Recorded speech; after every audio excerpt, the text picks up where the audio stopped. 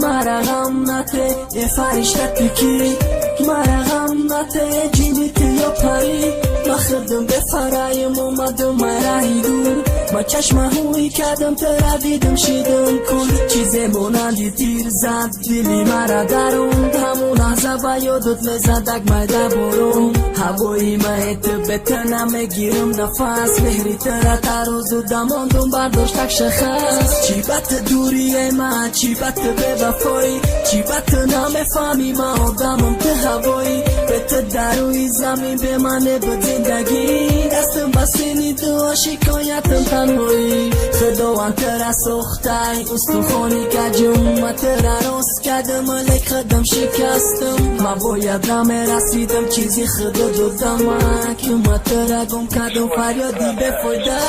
میروم از تو دور، میمونی تو با غم. کجایی ای عزیزم نگو ندارم. خطای من بود تو را نگاه نکردم، گل بهارم. خانه ای ویرانم همون ورق قلم، حیرانم چی نویسم رپر و گپا گفتم مگه سر روزا سالا.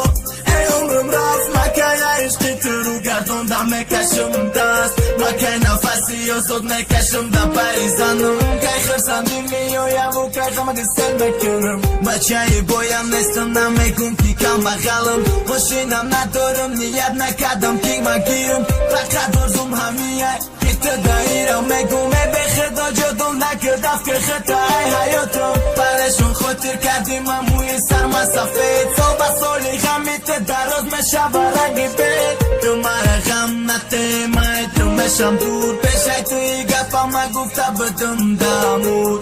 حیات ما تلخ کردی در دل موندی زخم، پرتاختی تو قموندی که برغمی تو مدارم. میروم از تو دور، میمونی تو با غم. کجایی ای عزیزم نگو ندارم. خطای من بود تو را نگاه نکردم، گل بهارم.